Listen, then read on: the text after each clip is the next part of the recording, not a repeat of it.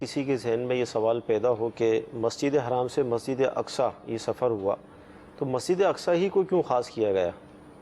کوئی اور مقام بھی ہو سکتا تھا؟ دیکھیں کسی اور مسجد میں بھی لے جایا جا سکتا تھا، وہ تو اللہ تبارک و تعالیٰ کی مرضی ہے، وہ جہاں چاہے لے جائے۔ مسجد اقصیٰ لے جانے کی ایک وجہ علماء کرام نے یہ بیان فرمائی ہے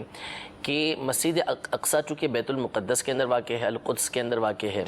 فلسطین کا جو شہر ہے مشہور القدس، اس میں یہ مسجد اقصیٰ واقع ہے، اور یہ وہ مقام ہے کہ جہاں پر اکثر انبیاء کرام علیہ السلام کا آنا ہوا ہے۔ اکثر انبیاء کرام علیہ السلام نے اس طرف ہجرت کی ہے، یہاں پر آتے رہے، تشریف لاتے رہے، تو اللہ تبارک و تعالیٰ نے نبی کریم صلی اللہ تعالیٰ علیہ وآلہ وسلم کو بھی انبیاء کرام علیہ السلام کی طرح یہ اس مقام کی طرف لے کر گیا اللہ تبارک و تعالیٰ، تاکہ جس طرح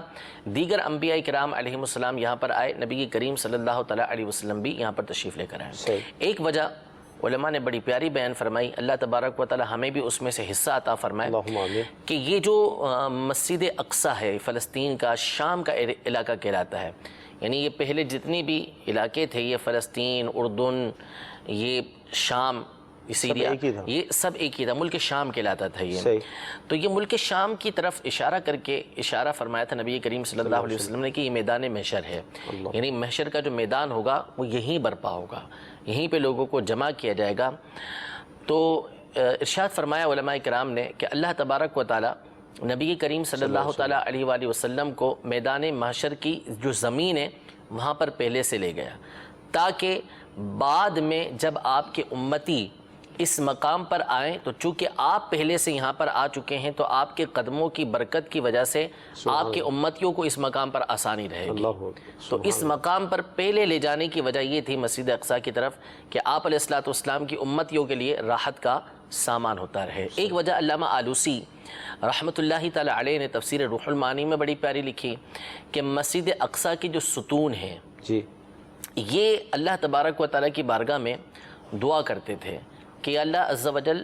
تو نے ہمیں کثیر انبیاء کرام علیہ السلام کی زیارت کی سعادت عطا فرمائی ہے، لہذا تو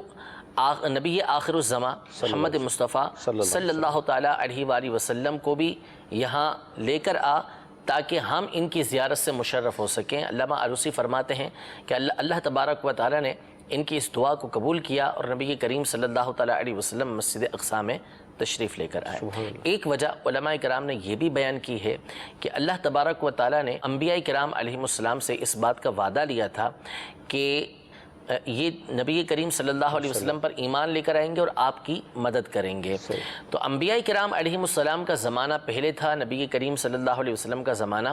بعد میں تھا، تو اب آپ پر ایمان لانا کیسے ہو، آپ کی مدد کرنا کیسے ہو؟ تو اس کا ایک ذریعہ علماء نے یہ بیان فرمایا کہ اللہ تبارک و تعالی نے تمام انبیاء کرام علیہ السلام کو حضور علیہ السلام کی امامت میں جمع کر دیا۔ مسجد اقصیٰ کے اندر تمام انبیاء کرام علیہ السلام حضور علیہ السلام کے پیچھے نماز کے لیے کھڑے ہوئے، جس سے تمام نے اس بات کا اعلان کیا کہ ہم حضور علیہ السلام کی امامت پر، آپ کی امام الانبیاء ہونے پر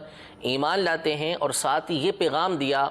کہ ہم نے ان کے پیچھے نماز پڑھی، ان کی اتباع کی، ان کے پیچھے چلے، لہذا جو ہمیں ماننے والا ہے وہ ان کے پیچھے چلتا رہے۔ اس طرح حضور علیہ السلام پر ایمان لے کر آنا ہوا، آپ علیہ السلام کی مدد کرنا ہوا۔ ایک وجہ علماء نے یہ بیان فرمائی کہ مسجد اقصیٰ کے پاس قبۃ الصخرہ ہے، جو گنبد ہم بنا ہوا دیکھتے ہیں، یہ تو بعد میں گنبد بنایا گیا۔ صخرہ عربی میں چٹان کو بولتے ہیں، تو یہاں چٹان ہے۔ یہ وہ مقام ہے کہ اس حوالے سے لکھا کتابوں کے اندر کہ اسی مقام سے فرشتے آسمانوں پر چڑھتے اور اترتے ہیں، یعنی یہاں سے زمین پر آنے کا راستہ ہے جو اللہ تبارک و تعالی نے رکھا ہوا ہے۔ تو چونکہ حضور علیہ السلام نے آسمانوں پر جانا تھا، تو اس مقام پر آپ کو لایا گیا تاکہ یہاں سے براہ راست آپ آسمانوں کی طرف تشریف لے جائیں۔